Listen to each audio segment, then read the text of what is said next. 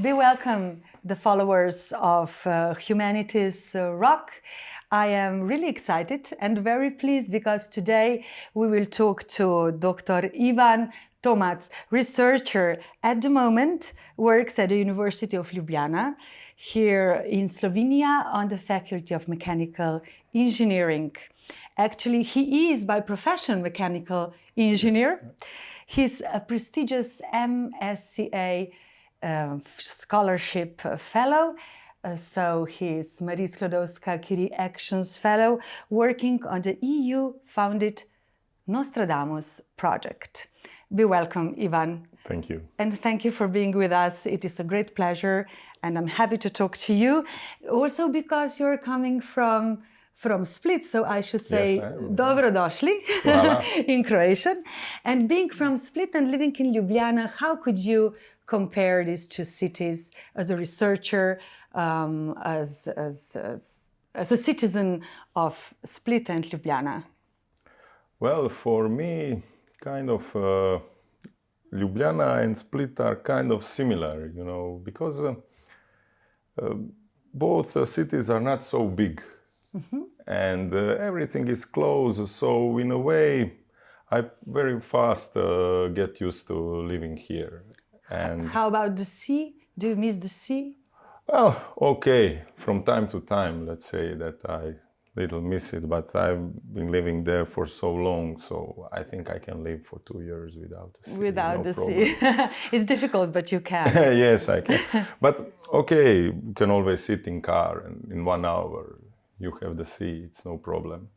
That's the truth as well. So what do you lecture? What do you lecture in Split? You are a professor at the Faculty of Mechanical Engineering there. Yes, I am. I work at University of Split at the Faculty of Electrical and Mechanical Engineering and Naval Architecture. And at that faculty, it's a pretty small university, around 20,000 students. We have a very nice campus. Faculty has about 2,500 students, and it's a pleasant place to study and to do research. I teach there undergraduate students classical mechanics and also some subjects related to mechanical vibrations on the graduate students.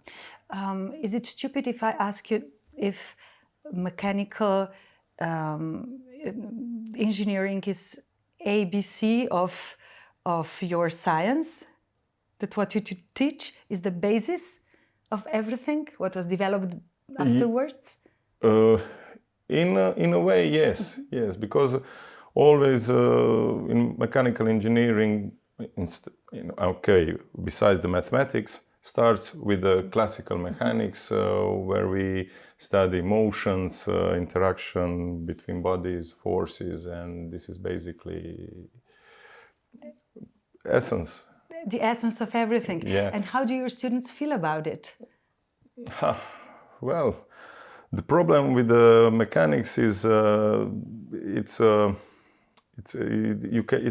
you cannot learn it from books. It has to be felt, and it's kind of abstract. So students has to think about it. They have to think of it in order to get the understanding what we are writing and solving problems. But you were always very good math pupil, weren't you? You were very good at maths. Yes, you yes. told me once. Yes, I was. And this is the basic, because theoretically mechanics is not so, there is no so many big theory behind mechanics, but the problems are quite tricky and very intensive from the calculus point of view. And with your fellowship, MSCA, you came to Ljubljana. Yes. How come? Why did you choose our university? Well, I also had to explain that when I was writing the proposal.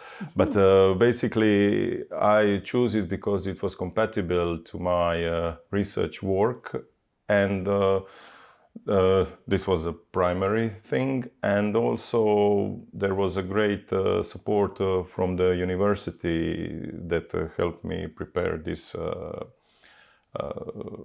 University of Ljubljana to prepare this proposal. But this is just not enough, because in order to win this project, reviewers of the project from the European Commission have to be convinced that you will be able to achieve these goals, and that this is the right institution where you are coming from, where you are coming to. Yes. And Faculty of Mechanical Engineering at the University of Ljubljana was that place, because it's an excellent institution because of their researchers are very well integrated in the European research area, and this is a very important thing where I'm able to achieve the results from the project. Yes. As a researcher at this project Nostradamus, what is the project about? What are you researching? What are you doing actually? Well, the project is involved in the basic, fundamental technical sciences. And with this project, we are pushing the limits of the experimental model analysis using the high-speed cameras. So now we should say a few words about this experimental model analysis. And we are involved in identifying dynamical characteristics of structures, any structures. This glass, this of glass, course. It's a structure as well? Yes, glass? it is. Yeah, you see. So things when we hit it, yeah, this response it produced can be described with the model parameters. Okay. And some we can hear, but some we cannot hear.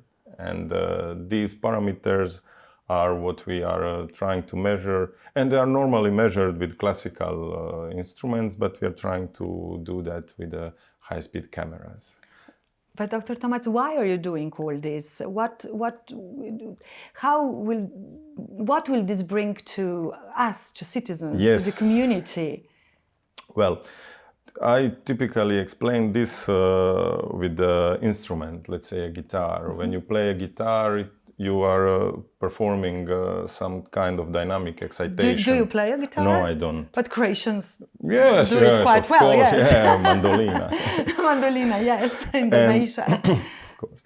And, it this string has to produce its tone. And after a while, the tones start to change. Mm-hmm.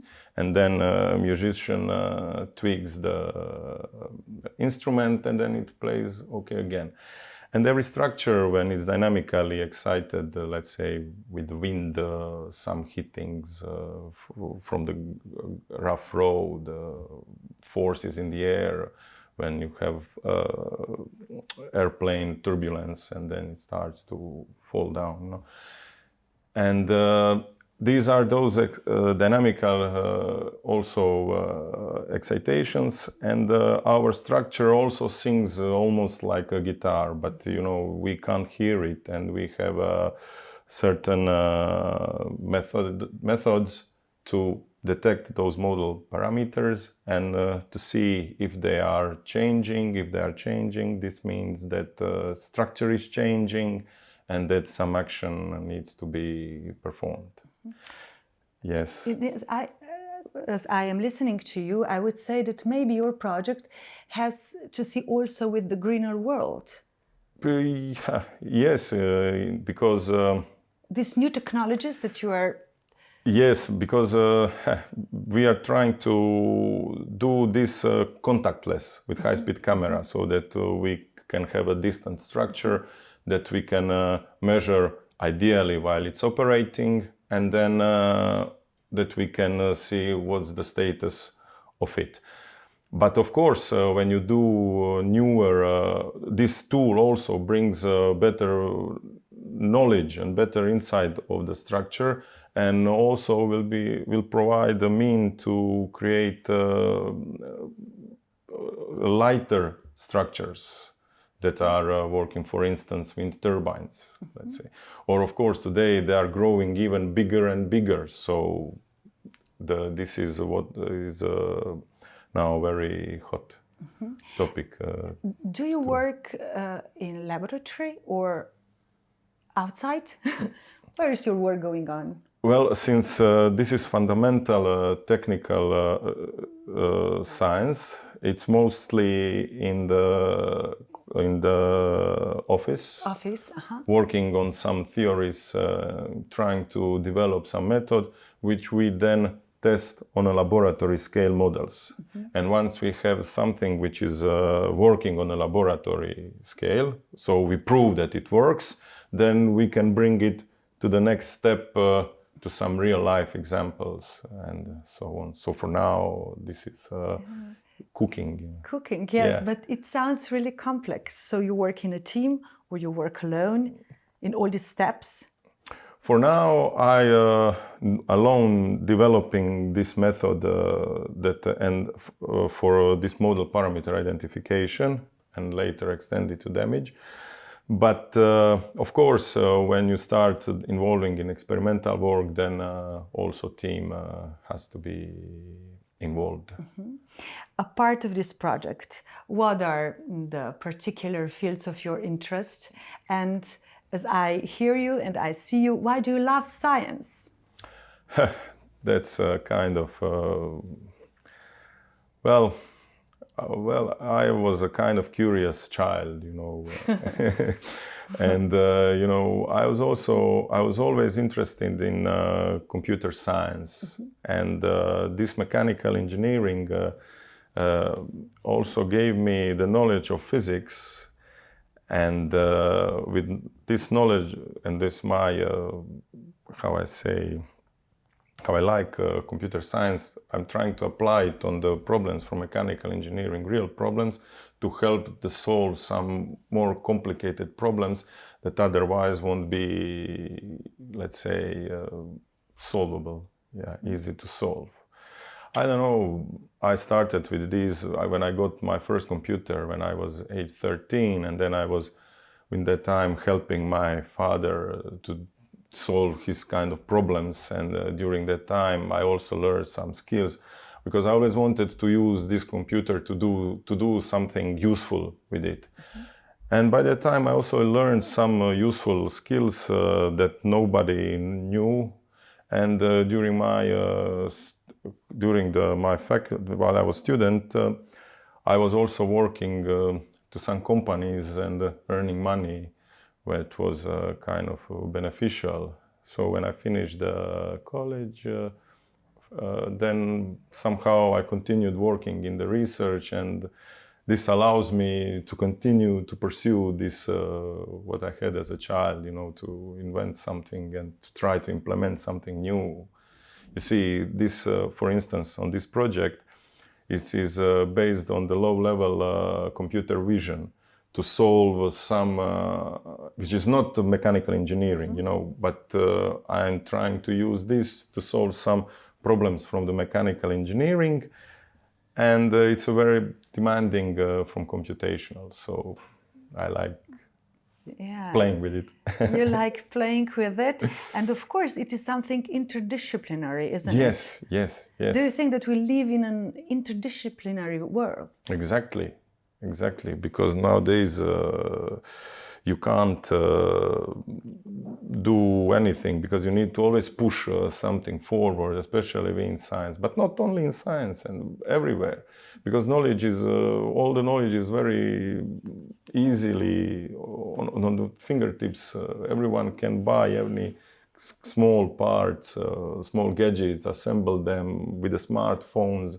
So it's very difficult to talk about about single disciplines. Yes, and today. Separated things. No, nothing is separated anymore. No.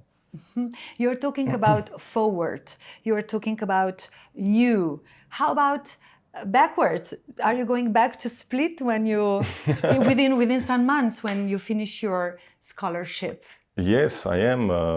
I'm going back to my faculty, where I will continue working there as an associate professor. And then I will try to spread the positive energy around it and continue working on these things. Yeah, you're already spreading the positive energy. But let me read you one phrase of Madame Curie, Marie Sklodowska-Curie, whose scholarship you have. You are a fellow. Said, "Nothing in life is to be feared. It is only to be understood. Now is the time to understand more, so that we may fear less." Do you think, because I like that we just talk about everything, do you think that people in this modern society acknowledge the knowledge? Do you think that knowledge is important for the people of nowadays, or we are just the generations of 6 seconds on Google?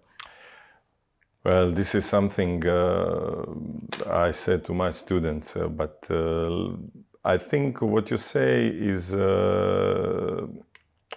comes directly from that sentence from the Maria Curie, because the fear is our biggest enemy. And if you have a person, and today we can see what fight is going on the internet with this disinformation and fake news, and everything yes, fake, and everything. yes.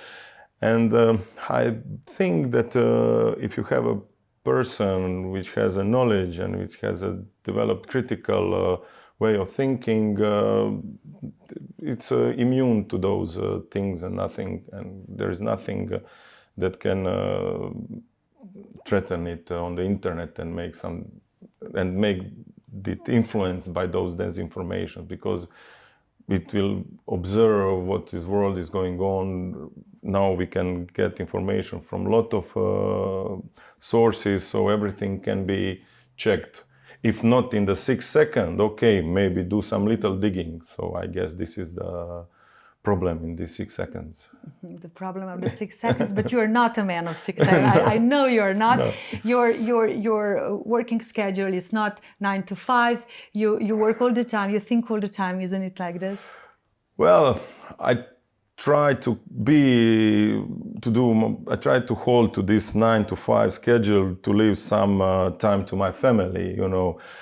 But oftenly I get complaints from my wife that I am that I'm just physically present, and it's when you have some problem and you're trying to solve it and you cannot Google it, then you need to get idea, and ideas do not know of this 9 to 5 schedule. Yes. Schedule. That's something. Yeah. You need to get it. That's very interesting. Yeah. Well, congratulations, Dr. Ivan Tomac. Thank you. We are happy to have you here in Ljubljana, and maybe we will invite ourselves to visit you in Split. Yeah, sure. You never know when we appear and we say humanities rock. So thank you very much. You're and welcome. We wish you a lot of success and nice talking to you. Hvala lepa. Hvala vama. Thank you.